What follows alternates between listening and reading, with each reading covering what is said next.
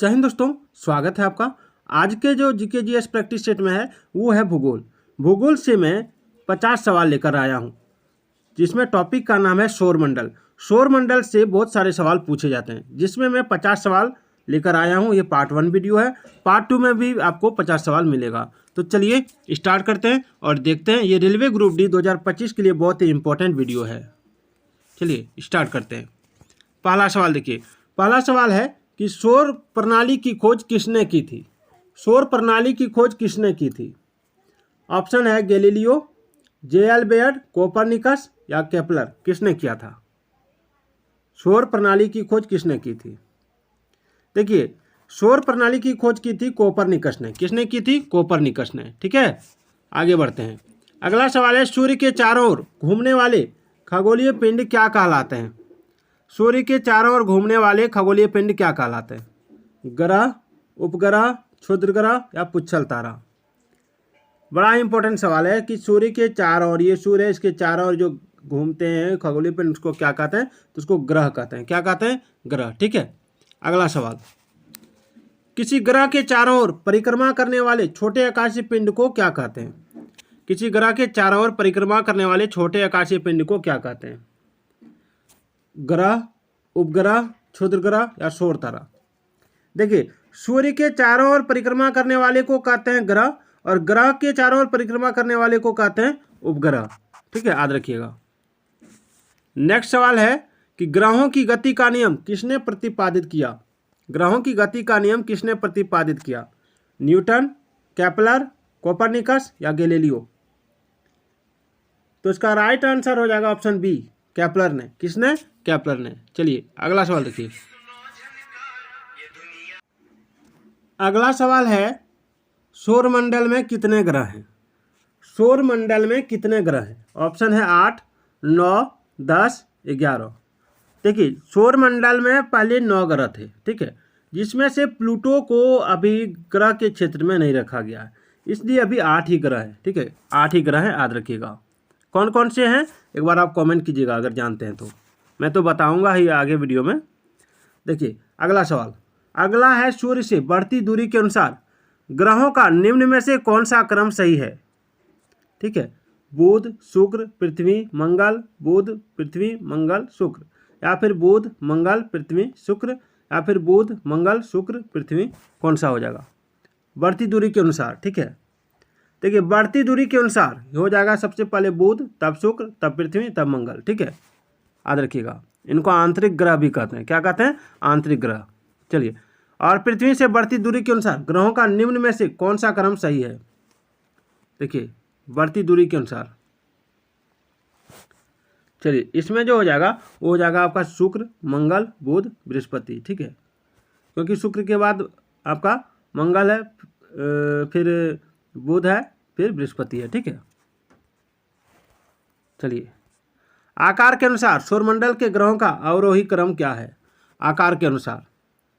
देखिए, आकार के अनुसार आपका है बृहस्पति, शनि, अरुण, वरुण, पृथ्वी, शुक्र, मंगल एवं बुध। ठीक है, सबसे बड़ा हो जाएगा बृहस्पति, तब शनि, तब अरुण, तब वरुण, तब पृथ्वी, तब शुक्र, तब मंगल, तब बुध। ठीक है, निम्नलिखित में से कौन सौरमंडल का भाग नहीं है? सौरमंडल का भाग नहीं है। क्षुद्र ग्रह, धूमकेतु, ग्रह या निहारिका?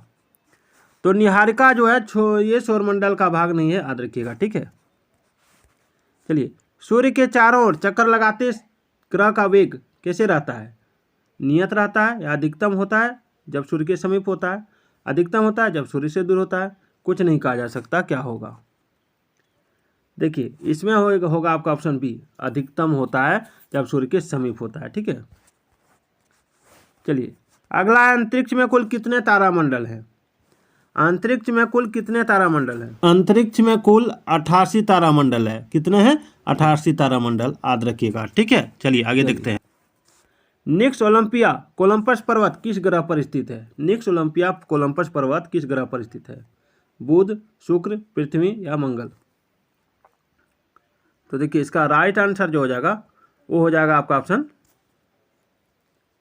डी, मंगल ग्रह पर। ठीक है, चलिए पार्थिव ग्रहों की संख्या कितनी है? पार्थिव ग्रहों की संख्या 5, 6, 4 या 3? पार्थिव ग्रहों की संख्या कितनी है? देखिए पार्थिव ग्रहों की संख्या 4 होगी। कितनी होगी? 4 होगी, याद रखिएगा। चलिए अगला सवाल है कि निम्नलिखित में से कौन एक पार्थिव ग्रह नहीं है? बुध, शुक्र, मंगल या शनि। ठीक है, बुध पार्थिव ग्रह है, शुक्र भी पार्थिव ग्रह है, मंगल भी पार्थिव ग्रह है, लेकिन शनि जो है ये पार्थिव ग्रह नहीं है। ठीक है, शनि क्या नहीं है? पार्थिव ग्रह नहीं है। चलिए पार्थिव ग्रह की विशेषता क्या है मैं आपको बताता हूँ। पार्थिव ग्रह जो होता है ये मुख्य रूप से, ठीक है, मुख्य रूप से सिलिकेट चट्टान या धातुओं से बने होते हैं और ये पृथ्वी के समान होते हैं और ये सूर्य के सबसे नज़दीक स्थित होते हैं और ये सूर्य क्षुद्र ग्रहों की पेटी के बीच में होता है। ठीक है, और ये ठोस ग्रह होते हैं, याद रखिएगा। चलिए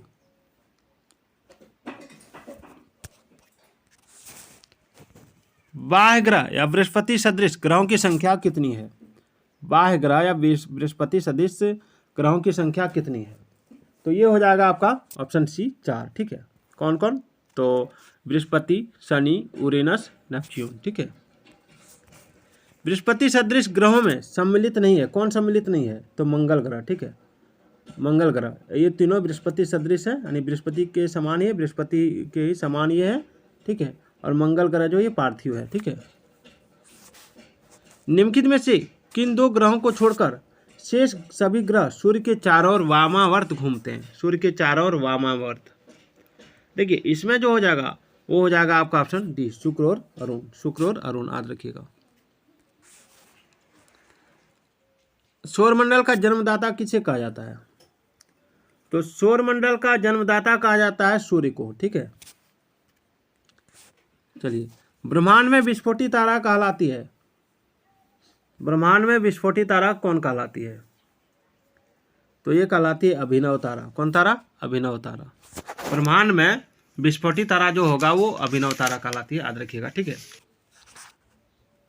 देखिए अगला सवाल है, वैज्ञानिक जिन्होंने सर्वप्रथम खोज की कि पृथ्वी सूर्य के चारों ओर घूमती है कौन था?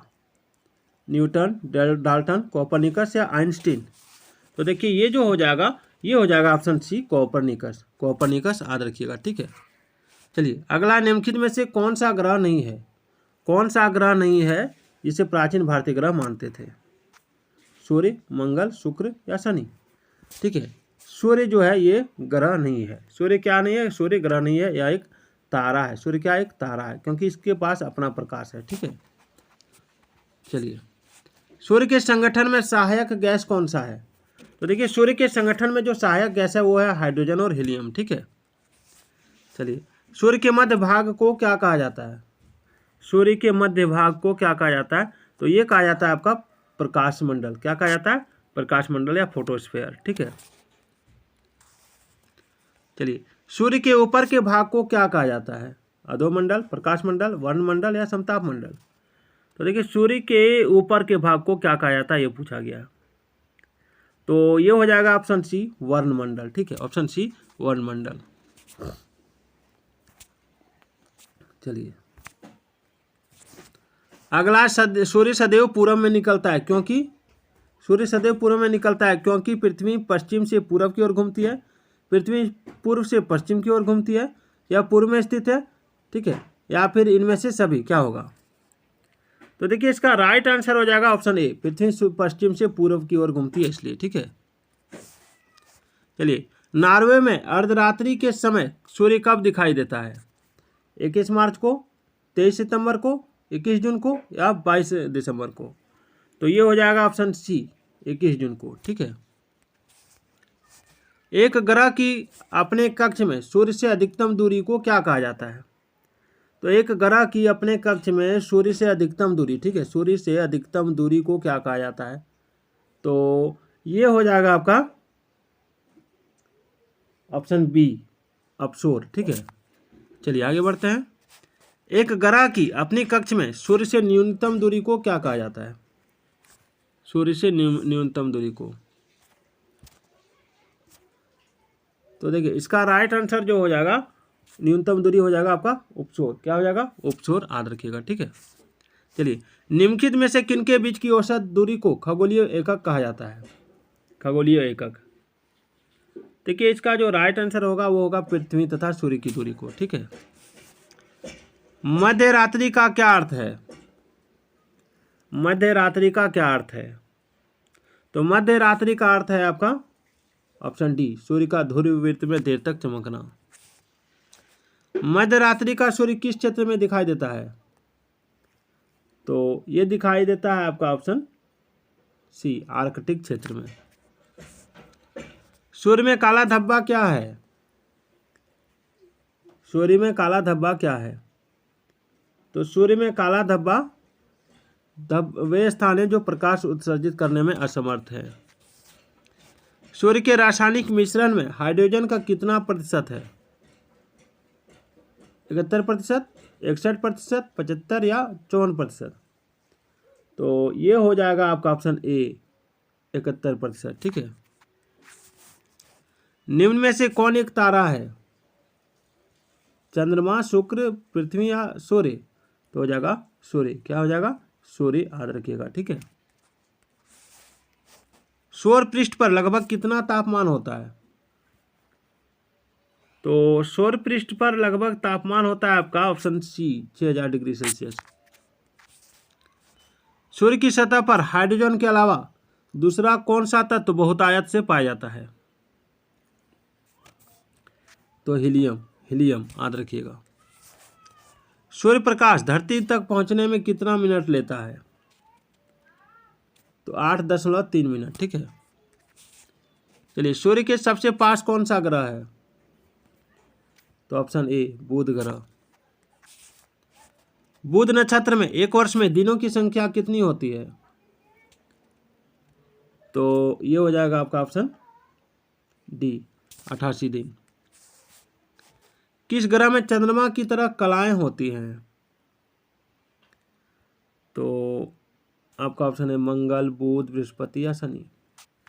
तो इसका हो जाएगा आपका ऑप्शन बी, बुध में। ठीक है।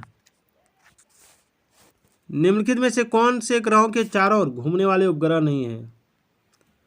तो ये हो जाएगा आपका ऑप्शन बी, मंगल तथा बुध। चलिए, निम्नलिखित में से कौन सा ग्रह सूर्य का चक्कर सबसे कम समय में लगाता है? तो ये हो जाएगा आपका ऑप्शन ए, बुध। ठीक है। सबसे तीव्र गति से सूर्य का चक्कर लगाने वाला ग्रह कौन सा है? तो सबसे तीव्र गति से सूर्य का चक्कर लगाने वाला ग्रह बुध है।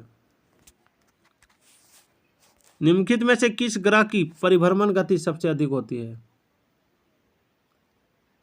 तो ये हो जाएगा आपका ऑप्शन ए, बुध ग्रह। निम्नलिखित में से किस ग्रह का अक्षीय झुकाव सबसे अधिक है? तो ये हो जाएगा आपका ऑप्शन बी, बुध ग्रह। ठीक है। चंद्रमा के सदृश दिखाई देने वाला ग्रह कौन सा है?